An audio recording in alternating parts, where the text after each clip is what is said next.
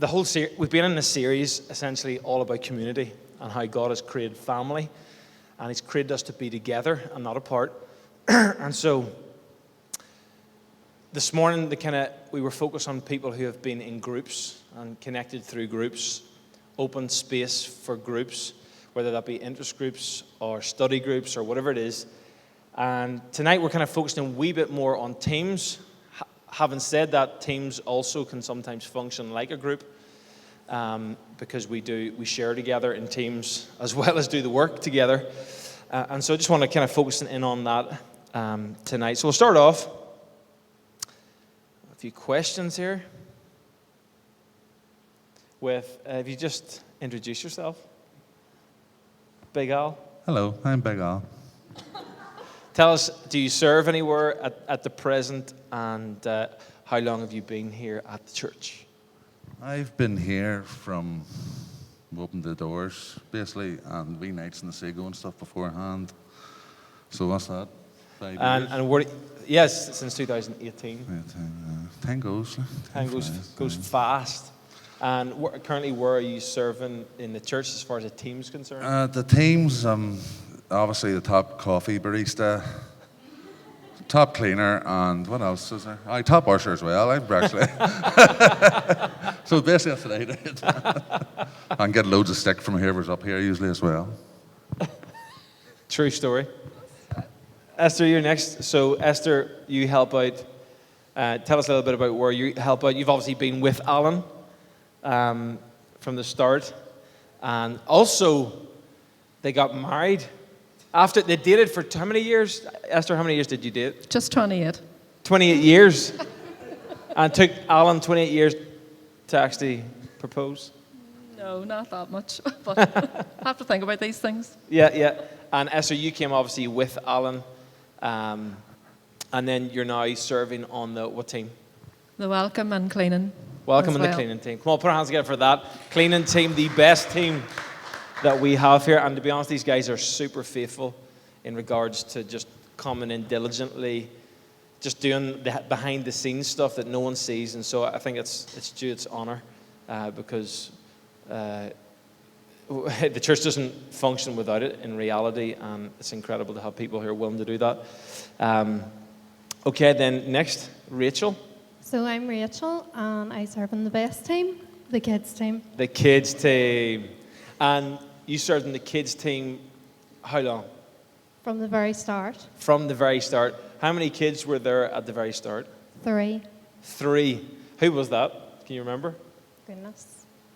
I honestly can't remember. It was Sophie. There was definitely Sophie. Sophie was the only one, I think, of the Shaws. I can't remember myself, to be honest. So there's 3, and now how many would you have regularly? About 30. About 30 on a Sunday morning. Yeah. And then at Summer Blast, there's like 70 show up on a year. So, and it keeps growing, right? Yeah. Always growing. New people coming. But that's 30 having split. Because Yeah. the original age group was P1 to P7. Mm-hmm. That's 30 P1 to P5. Yeah.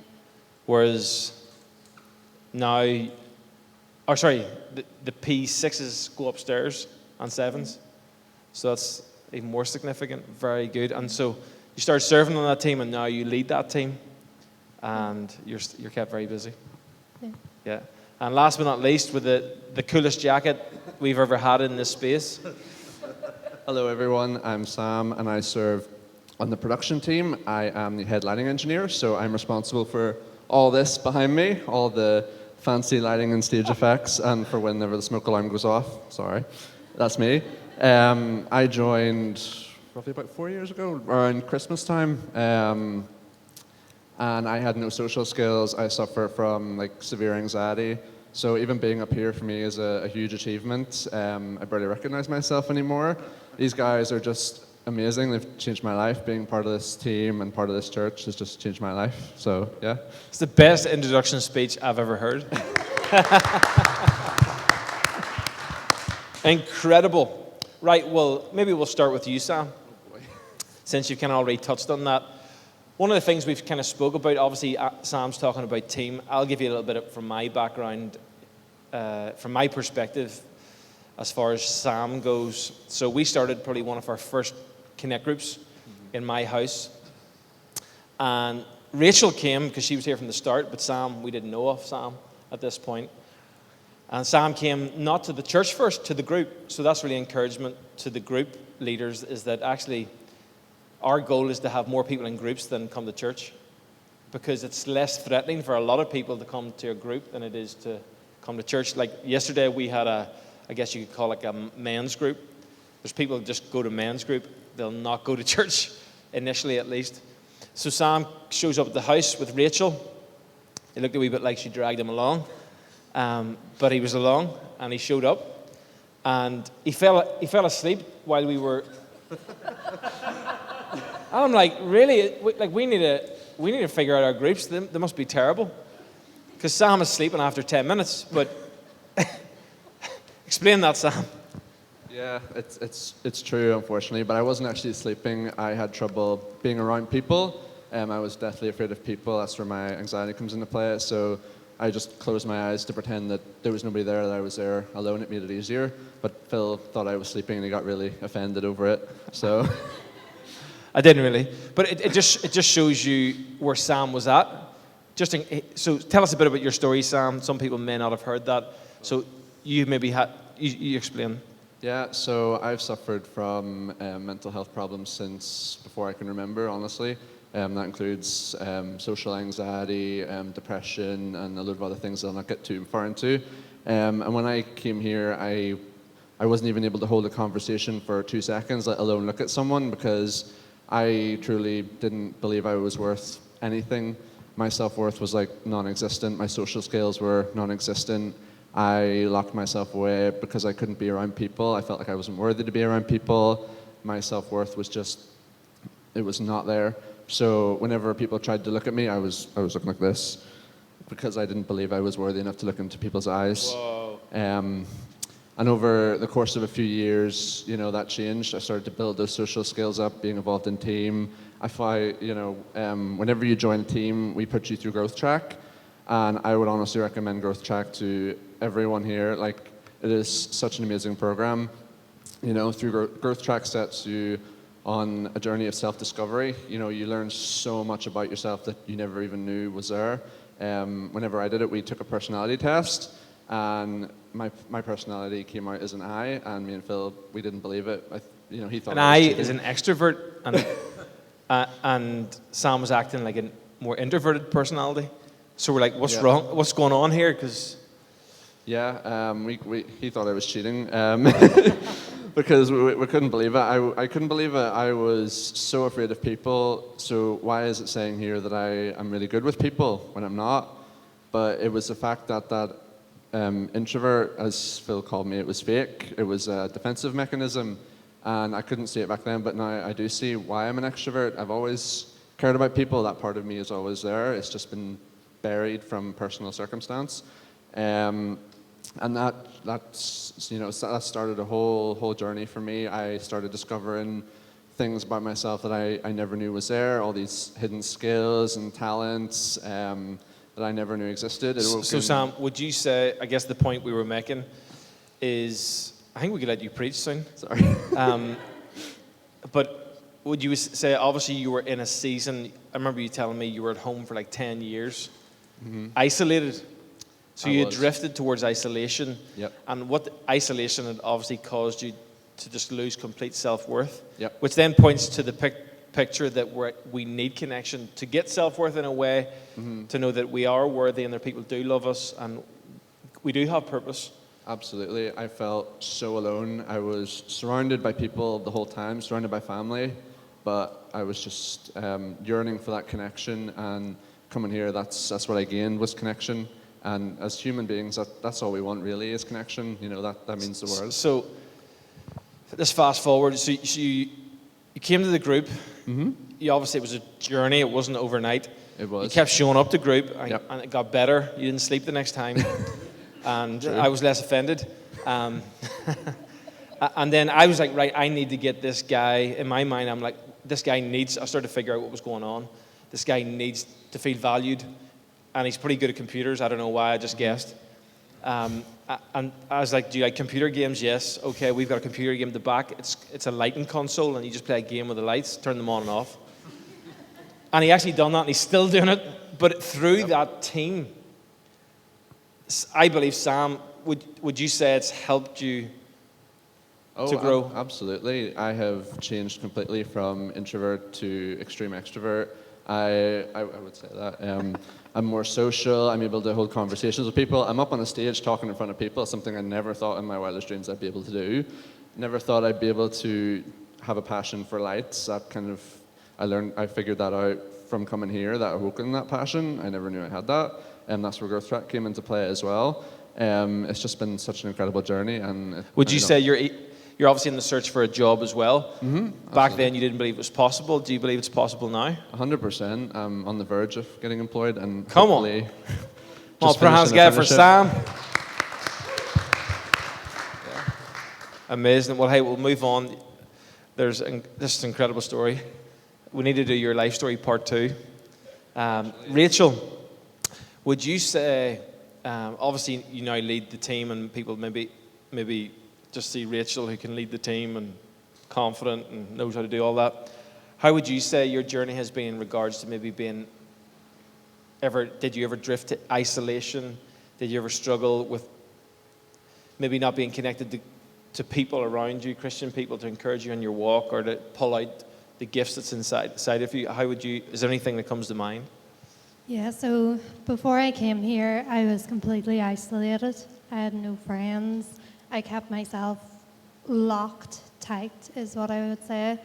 And whenever I joined team, it sort of helped me because I had a fear of people, and more so a fear of rejection, people rejecting me. And whenever I got on team, it really helped me to start to open up and break down those barriers and start to talk to people. But it was still so hard to learn to talk to people because I had no social skills like Sam, and I didn't believe I could speak either. And now, it's a different story. And now I can. That's incredible. No, I've just watched you go from strength to strength and progress to the point where you're like, there's a fire in your belly now, and you've got something. Your gifts are now able to breathe. And you're obviously at the CCI conference, kids conference, and you're excited about that. And, you know, it's like, I guess the Bible says, those who are planted in the house of the Lord shall flourish. You guys are a great example of that because you've actually went through the fear factor. Because I know for a long time,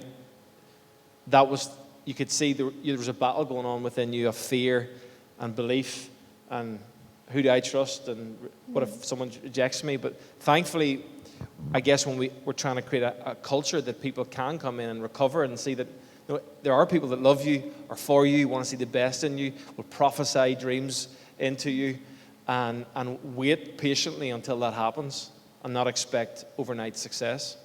And the fact you just kept showing up and believing too, it's a great story. Keep it up. There's many people need to hear that story time again. Right, Esther and Alan.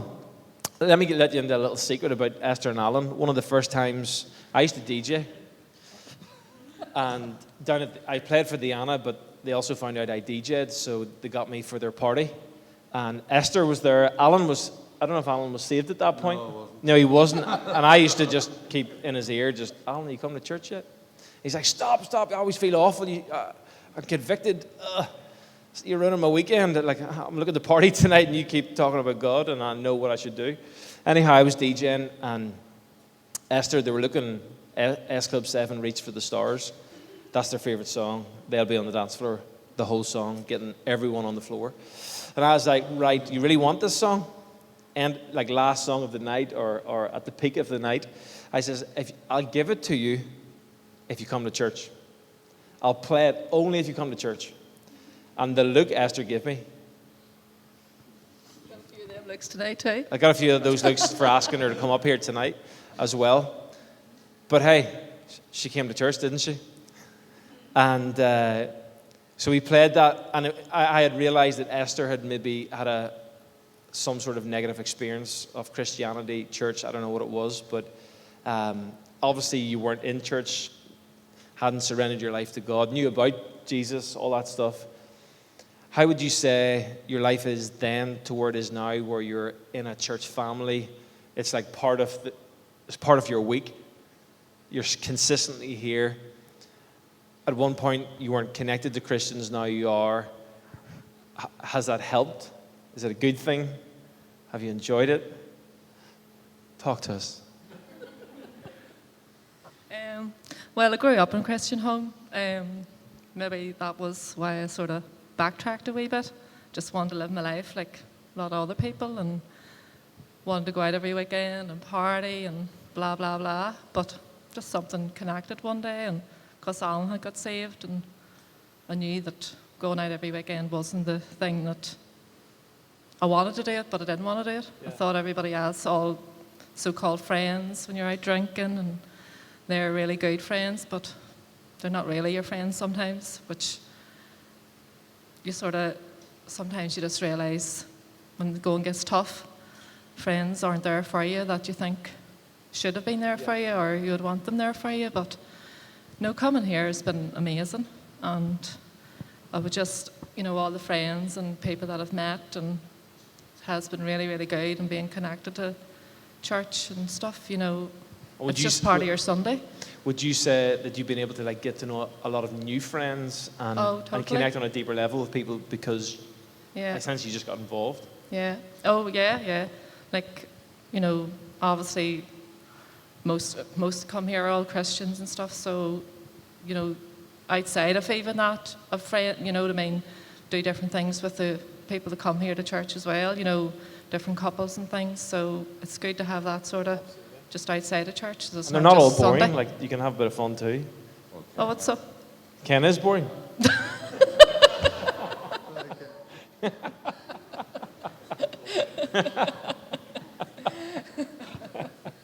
Alan, what about you? So obviously, I met you down in Diana, and a lot of people know you through the football circles, and surrendered your life. But you didn't just surrender your life and come and spectate. You've got involved, and I know you had a small group of friends at the start, and now you find yourself in the last few years just really getting to know a lot more people. How has that helped you, changed you, encouraged you? I say it was actually 6 years ago last month. I didn't even realise, but 6 years ago. But I was sort of coming to church and getting a lot out of it, but that was it Sunday to Sunday up until the last few years. But I'd have said something about coffee, right? You're in the coffee team now. I said something about something else, right? You're in this team. I was like, frick, say, I better keep quiet here.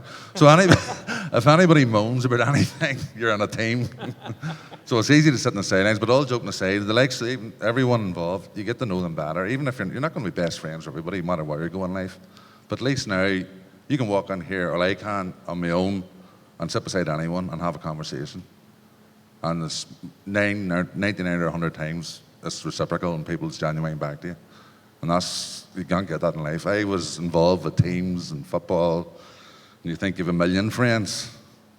When it boils down to it, when you're at home on your own, Dan, and your family's not talking to you, you have nobody. You really don't, apart from your family. And if you have no faith, you don't have that. And as I say, once I gave my life to the Lord that time, Esther seen it change me, and she followed a year or two later, whatever it was, and we became part of this church as a family. And it's unreal. I say the link during the week, even popping in once or twice a week to do weeks, it's not a big job, but it's contributed to the whole family of the church. I say nobody sees it and whatever. You're not doing it for pat in the back, but you have to give back as well. You have to be a team player, and that's the way I was brought up with football, obviously. So that's the way I see it. Love it, Big Al. Big Al, love it.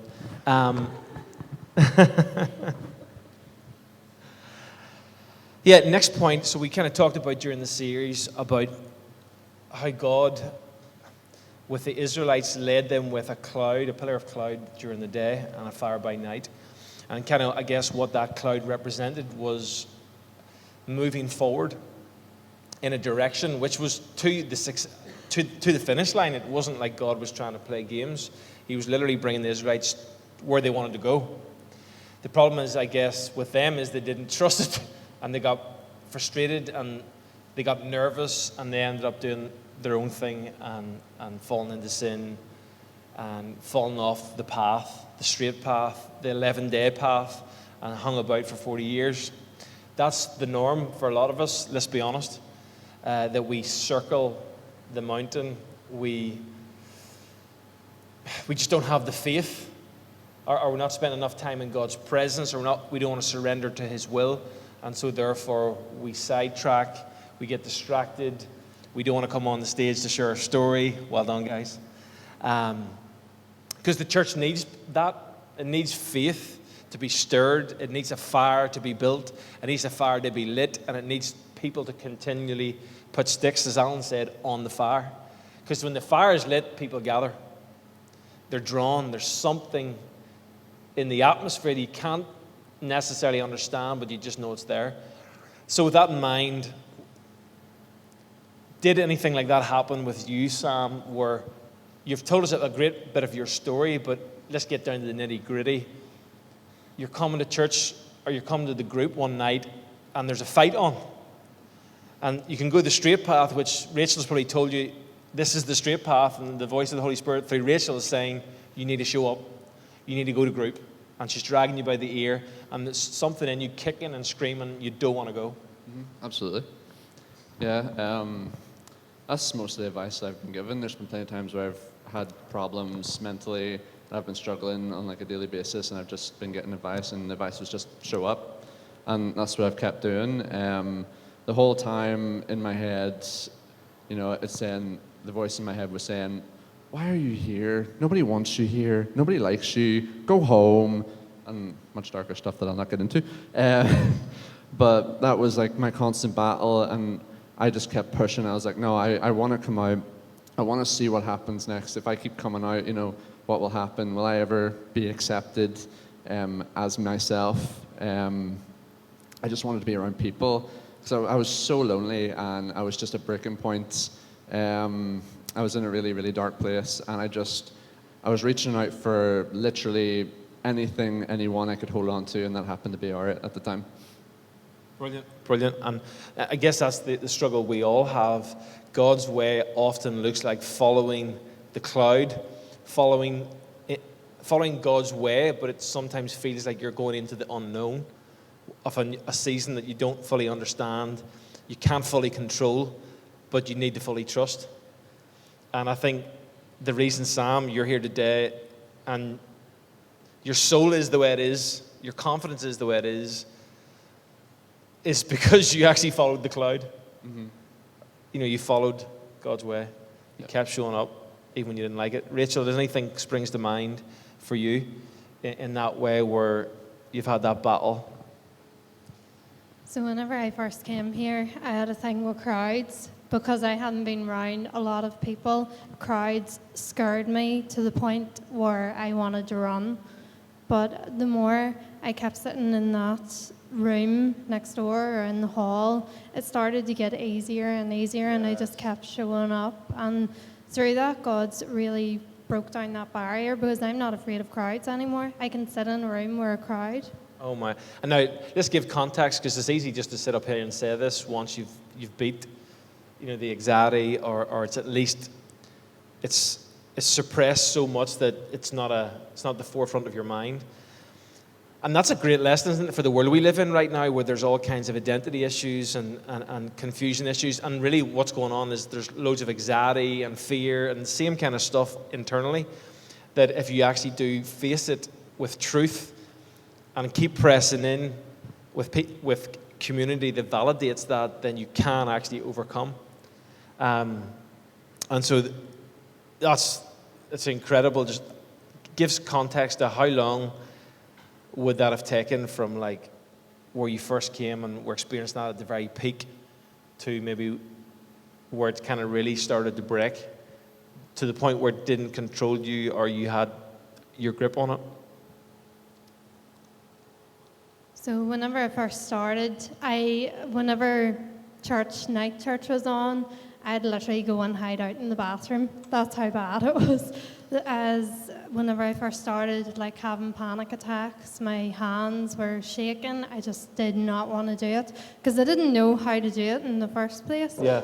But the breaking point, I would say, was after we came back from lockdown, and all the crowds were released back in.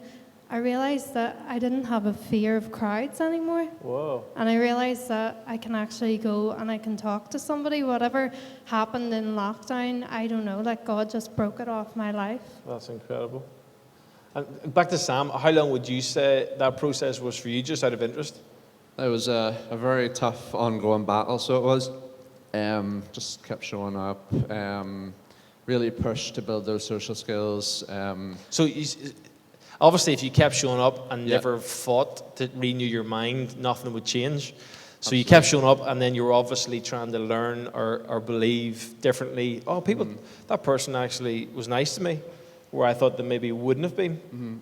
This was, I have to say, the first church where I truly felt accepted. Like I didn't have to pretend to be somebody else. I could just be free to be me, and I felt so accepted and loved, and that really helped build positive mental reinforcement. And then I worked from there, and it was a lot of ups and downs. A lot of times I'd come in here and you'd see me smile, but mentally I'd be screaming because it would be that bad, like in my mind. Sometimes I didn't want to be here, but I forced myself. I used the production team as an excuse to come to church because in my mind I told myself I had to. I've made this commitment, and I always keep my commitments. I'm a very loyal person. And I used it as an excuse to keep coming, until eventually it became, I don't have to come, I want to come. Whoa, it's fantastic. Yeah, no, really good. It was funny at the start, obviously, small group got Sam onto the lighting board. The problem was trying to get Sam off the lighting board. And we would have found times where Sam wouldn't have actually came out of the booth.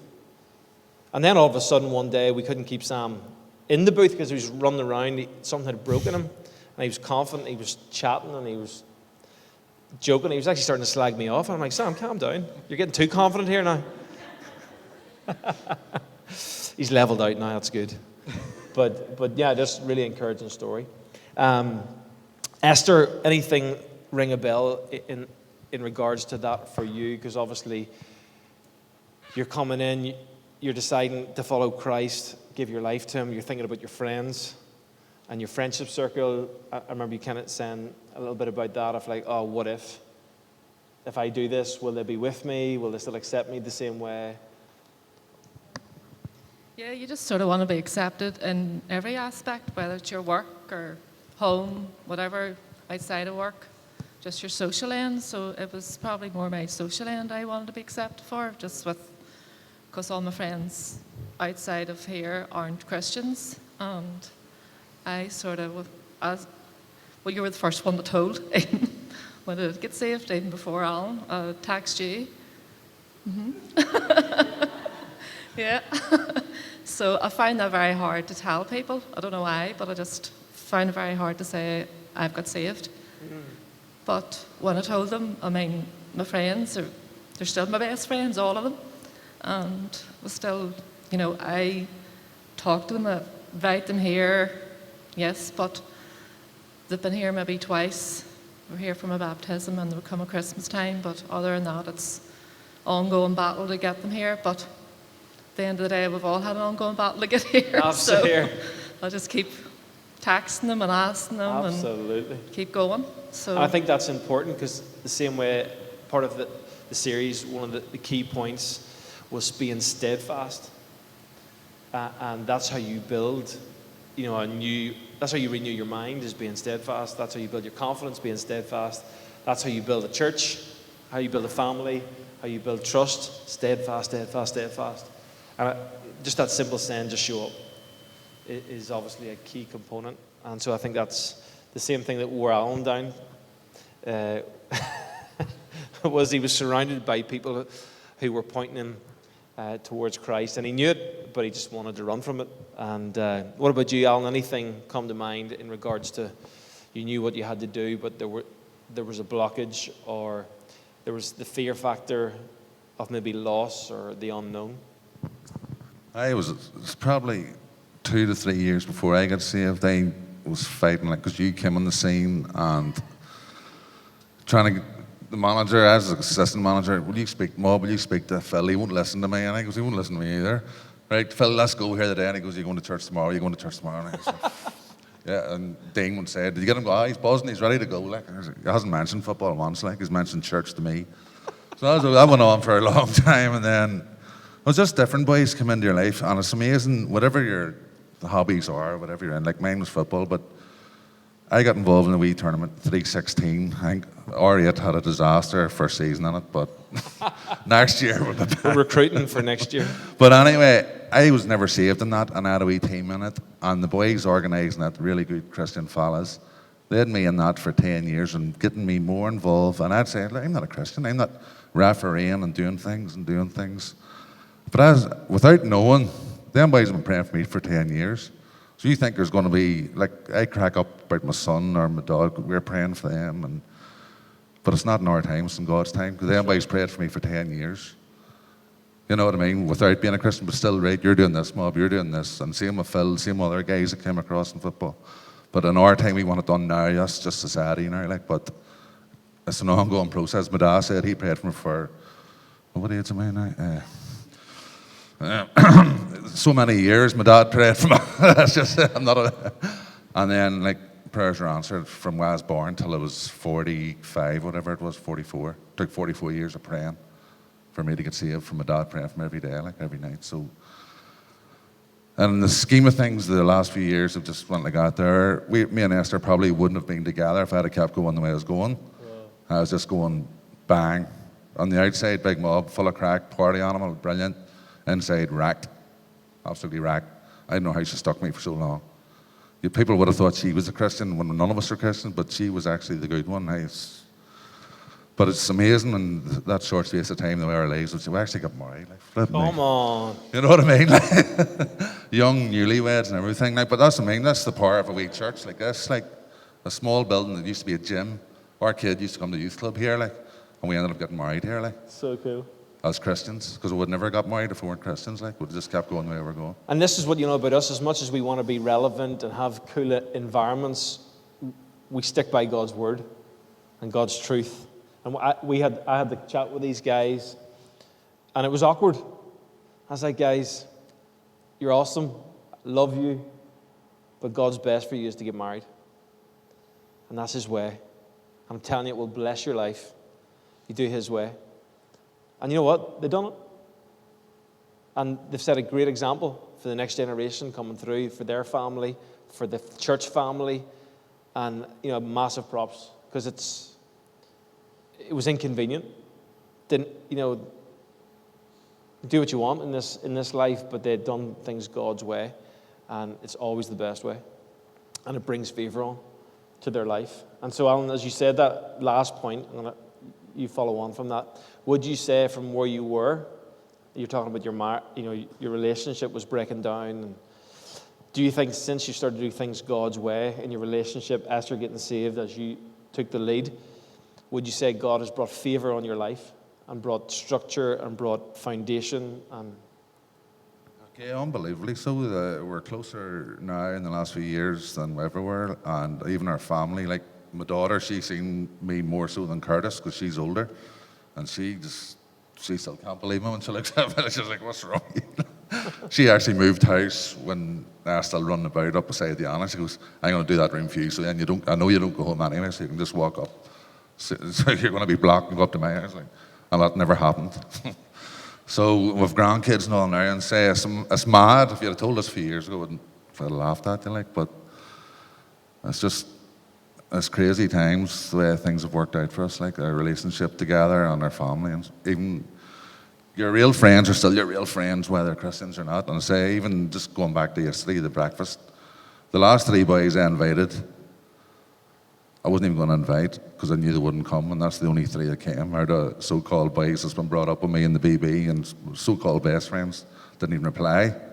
But those 3 guys turned up yesterday, and I say, if nobody had asked me to come, back in the day when Big Ross or whoever it was asked me to go to Celebration and then whatever, I wouldn't be here. So that's to say, you have to ask people. You don't say people's no's for them. there we go. Preach that. That's incredible. Esther. So obviously you're in the same relationship. You've seen Alan and how he's changed. Would you say your life has changed personally as a couple? Would you say there's favor on your? It's not. I'm not saying perfection, but I'm saying you see favor in doing things God's way. Yeah, definitely. I mean, just don't worry about anything anymore. Nothing. Just whatever, whatever it'll be, will be, sort of thing. I probably would have spent half my life worrying about stupid things, but I don't really anymore because I can't change it. Absolutely. I just have to pray about it, and that's it. Just leave it in God's hands, really. Unreal. Pray about everything.